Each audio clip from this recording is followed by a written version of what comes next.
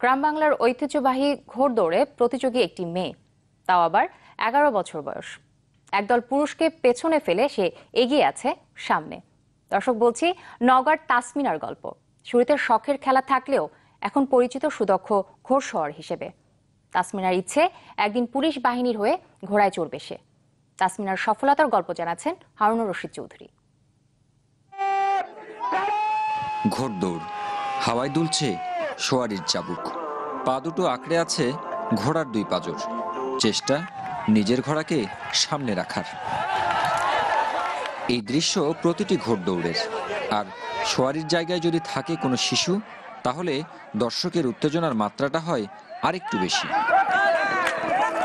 নওগাঁর ধামেরহাটের চকসুবর গ্রামের ৫ম শ্রেণীতে পড়ে তাসমিনা আক্তার।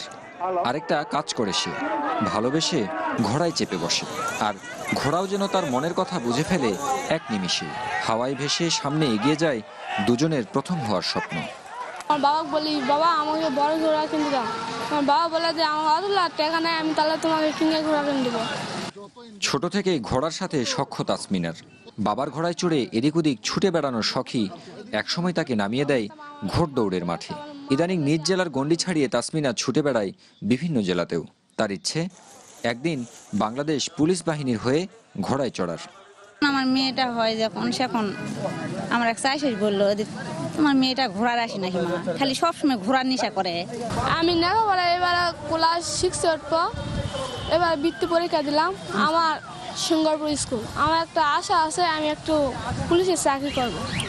তবে অভাবের সংসারে বাবার আক্ষেপ, মেয়ের জন্য ভালো কোনো ব্যবস্থা করার স্বাদ থাকলেও সামর্থ্য নেই। এত কষ্ট করে ঘোড়া প্রতিযোগিতা খেলে সেই পুরস্কারটা ওই ঘোড়া আলাদা হাতে দিবে বা তুলে দেয়, দিয়ে তখন ওই মন খারাপ করে।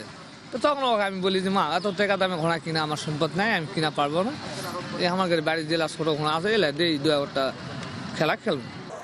সঠিক পরিচর্যায় তাসমিনা হতে পারে জাতীয় গর্ব, তবে এর জন্য প্রয়োজন সহযোগিতা। হারুনুর রশিদ চৌধুরী, চ্যানেল 24, নওগাঁ।